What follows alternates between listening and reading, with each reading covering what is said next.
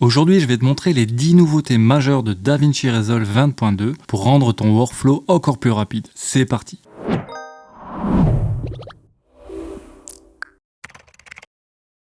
Dans la page montage, les contrôles de destination des pistes ont été séparés en deux colonnes. La sélection de pistes source en bleu et l'auto-sélection de destination en rouge. Cela te permet de faire correspondre les médias sources aux pistes vidéo et audio de la timeline plus facilement.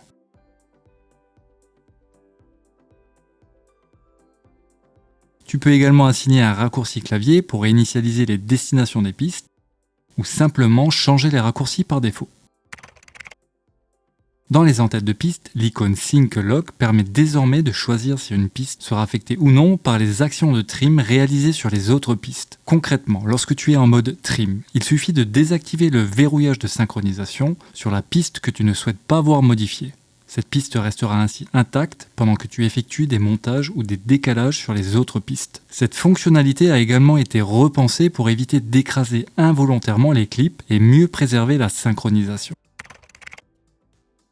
Lorsque tu actives le mode trim dynamique, le viewer bascule automatiquement sur l'éditeur de trim double écran. Cela te permet d'ajuster tes coupes visuellement en fonction de l'action à l'écran. Et si tu préfères, tu peux désactiver cette option dans les préférences via le panneau utilisateur puis le menu montage. Dans ce cas, l'éditeur de trim s'affichera uniquement dans le viewer de droite. Mais je te conseille cependant de garder l'option activée car la vue double écran offre une meilleure visibilité sur les points de coupe et rend l'ajustement plus précis et intuitif.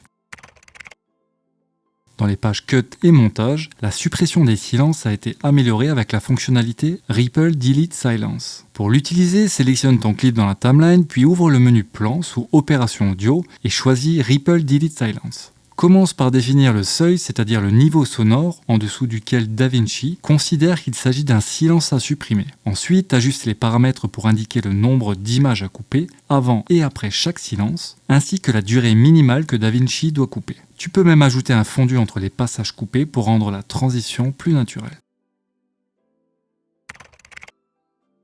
Dans les pages Médias et Montage, tu peux instantanément placer la tête de lecture sur ta souris en appuyant sur la touche C. En maintenant C et en déplaçant la souris, la tête de lecture se déplace dans la timeline et les différents viewers.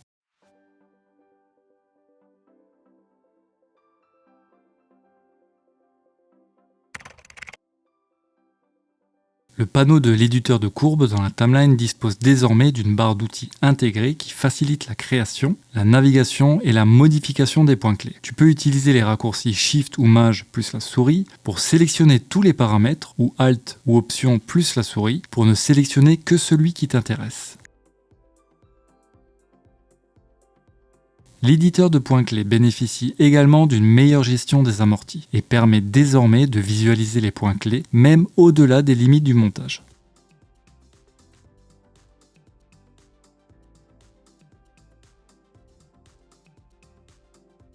Enfin, il est possible d'attribuer un raccourci clavier personnalisé pour basculer rapidement entre le panneau des courbes et l'éditeur de points clés, ce qui optimise ton flux de travail.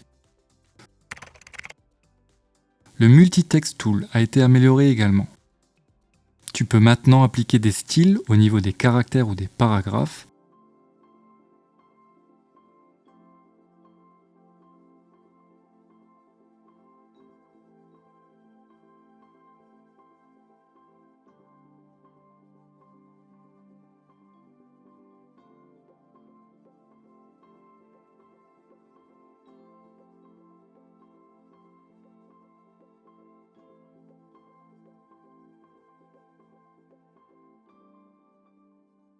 Et même apporter des fichiers CSV pour créer des colonnes de texte parfaitement alignées. Les viewers Cut et Montage disposent désormais de règles et de guides pour positionner avec précision tes titres et tes graphiques. Pour les activer, clique sur l'icône dédiée dans le viewer.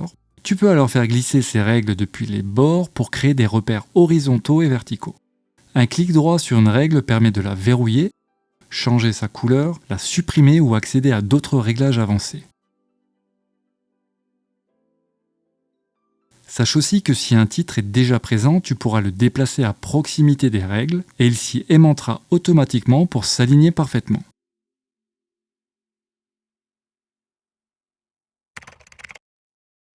La page Color propose désormais plusieurs effets cinématiques. Le premier ajoute un brouillard atmosphérique naturel basé sur la profondeur. Cela produit un effet de brume naturelle, diffusant la lumière et s'intensifiant avec la distance. Les différents paramètres permettent de prévisualiser et d'affiner la carte de profondeur et de contrôler la lumière ambiante, la densité et le halo. Le Color Tone Diffuser simule l'effet de diffusion des filtres en verre utilisés par les photographes. Tu pourras ainsi ajuster la couleur, l'intensité et l'atténuation pour créer l'ambiance parfaite. Et enfin le Split Tone qui applique 2 teintes opposées sur les hautes lumières et les ombres pour un rendu plus cinématographique. N'hésite pas d'ailleurs à me dire en commentaire si tu as besoin d'un tutoriel spécifique sur ces différents outils. Tu peux maintenant créer des champs personnalisés de métadonnées dans la plupart des pages de DaVinci Resolve. Par exemple, dans la page Média, ouvre l'onglet des métadonnées, puis clique sur les 3 petits points situés en haut à droite et choisis « Créer un champ personnalisé ». Donne un nom à ce champ et sélectionne le type de données dans le menu déroulant. Tu peux également indiquer à DaVinci si cette boîte de recherche doit être disponible dans tous tes projets. Ce champ personnalisé apparaîtra alors dans les options de filtrage sous l'option « Custom ». Et si tu souhaites supprimer un champ, clique à nouveau sur les 3 points, choisis Gérer les métadonnées personnalisées, sélectionne le champ concerné, puis clique sur Supprimer. Il est également possible dorénavant d'inclure la date et l'heure dans les data burns ou les noms des fichiers de rendu. Par exemple, pour les fichiers d'exportation, rends-toi dans la page Exportation justement, donne un nom à ton fichier, puis insère les variables correspondantes pour la date, l'heure et même les minutes. N'oublie pas de séparer les différentes variables par un underscore par exemple et d'ajouter un H après l'heure pour une meilleure lisibilité.